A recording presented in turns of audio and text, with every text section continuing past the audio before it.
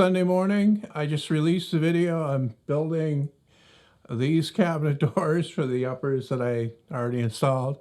I've actually started to fill them up too. I can open this one up and you can have a look and see what's inside. That's mainly out of this cabinet up here. Stuff that I knew for certain was going to be going into this. But what I really need to do is that workshop audit that I talked about before, where I'll start over there around about where the drill press is and work my way around the room and figure out where everything goes. And if the place that it's supposed to go doesn't exist, then that will be added to my list of things to do, right? Well, that's the plan anyway. I still have to move everything out of that other drawer unit down there and into the new one. But I want to finish that hutch, I guess you could call it, in the corner. That's the next project. I don't know if it'll be finished by this weekend because it's quite big. You know, it's it's the full height from the base cabinet up to the top of this one, and it's 4 feet wide, and it has that fold down door that will double as a work surface, and then 2 doors above with shelves behind. So yeah, a nice cabinet. I'm going to be doing it a little bit differently than these ones. I'm not going to be having a face frame on it. It's going to be frameless or European style. Figure I'd mix up the the methodology there a little bit and show a different way of doing it on that one. So yeah, that'll be either this weekend coming up or the weekend after. I'm not sure. Then after that, I've got so many projects to do. Like, I don't even know where to start, but at some point in the future, I want to be making some kind of a shop tool. So that'll be coming up. I've actually got a really cool idea for the drill press table. If you're a longtime viewer, you'll remember that I was talking about building a new drill press kind of cabinet, table slash thing. And I was thinking about gears and all this stuff, but I've come up with a really cool idea that I need to try first. So I'll need to mock it up. Anyway, so I'm holding on to this thing right here. And this is a camera stand that I made to replace the tripod that I have been using a lot lately. I've been filming like longer shots and speaking shots with this camera that's on the gantry that's pointed at me right now. And I've been using this for the close-ups. I've basically given up on the point of view camera. I went back and I looked at some of the older videos that I did, especially the door cabinet build that I did for my kitchen. And I did that 100% with that camera that was in my mouth. And it's, I was getting complaints from people that it's too jarring, it's too, moves around too much. And of course, you kind of ignore that with the enthusiasm of doing something different. But in hindsight, I don't like the effect that much. It's okay to put 1 or 2 shots in, but for the most part, I prefer to keep the camera static as much as possible for this type of thing, because you're not watching an action movie here. You're watching somebody building something. You don't have to have the camera jumping around all over the place. So I made this to replace this because this takes up too much space when you're trying to position it. It's light, which is good, and easy to move, which is also good. But another thing is it's not as stable as something like this, which has a heavy weight. I've actually got my anvil put down there to weigh it down. I don't know if that's going to stay there. I may, find it too hard to roll or whatever, but it seems to be okay. I had this set up a couple weeks ago for a shot with the camera on there. I carelessly moved it and set it down, didn't pay attention to how I was setting it down, and it tipped over and it broke the camera. So this thing has cost me a camera. So I want to avoid that. Here's this thing. It loosens on the back here. It goes all the way up to the top. and it can come way down like so, and then you tighten it up again, and it's got a firm grip on this pole, and then the front adjusts up and down as well. So that's all you need. Yeah, see how this can work? Can completely overhang the workbench there because the leg that's on the front will fit underneath and it's not obstructed this way. And then I can adjust it thusly. I made this thing, I filmed me making this thing, is what I mean to say, but it won't be on my channels. It'll be on Patreon for the general support. I changed Patreon about a month ago to include the build series that I've been doing for the Makers Mob, and also I made a build series exclusively for that, the step stool. The step stool, of course, is not in here, it's in my house, so there's no point in me looking around for it, right? Well, the idea there is that if, it's an option for you if you're not into the Maker's Mob thing, which is a good deal because there's a lot more on there.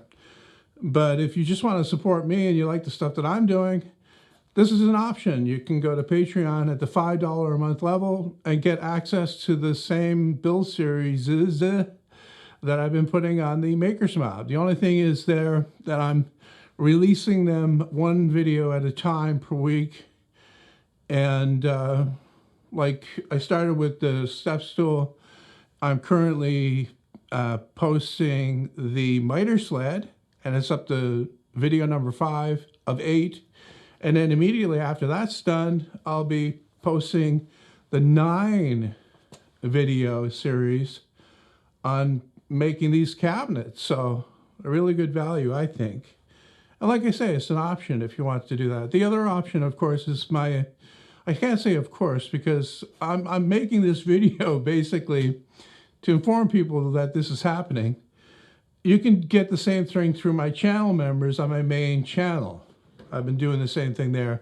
The only thing there is that they didn't get the step stool. I made that exclusively for Patreon because Patreon's been a steady one for me from the beginning, and everybody that's on there, thank you. I appreciate the support. And, my idea for that was to try to come up with a way to make it so that there's incentive for people to actually contribute. I know some people just want to contribute for what I'm doing online, but, I feel that I should be giving something as well. So exclusive video from now on for every level will be small builds that I said before that I'm not going to be doing I won't be posting them on my main channel. I'll still be doing small builds, but I'll quickly film them and put them on Patreon instead. So if that's the thing you're into, then, for $1 a month, you get that. For that cabinet in the corner there, I've already milled up the parts for the doors, and they're clamped together right here. I actually did this faking me cutting out the parts for the cabinet doors on the uppers, because I was thinking at the time that I've already shown that so many times in preceding steps, like milling rough lumber, that I wouldn't do it. But then when I went to edit the video, I said to myself, I really need something at the beginning. And the other thing was the video was too short. By the time I went through and I cut all the clips, it was like 7 minutes or something. I said, this is too short. I've got this idea, and it's kind of been bearing out, that people will not watch or won't bother to watch a video that's on a topic that's too short. They'll say, okay, well, there's no way that you can cover that material in that amount of time, so there can't be anything of substance there, so I'm not going to watch it. I was doing this for a long time before. I wasn't speeding up the clips.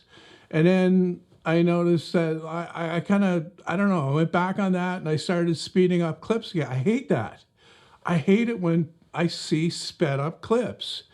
What that says to me is that you film too much and you're trying to squeeze it all in. I mean, there are places where it works, of course, when you need to show every step and you want to speed that up a little, but I hate seeing that in video, especially my own. So I avoid it as much as I can.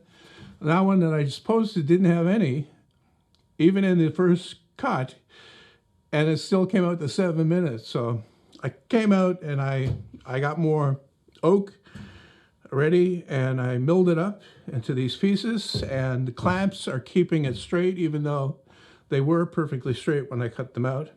Oh, that's another thing I should mention, the sequence that I use to cut these parts out. Whenever I'm cutting anything out of hardwood, I get down close to the size that it will be with my initial rough cutting.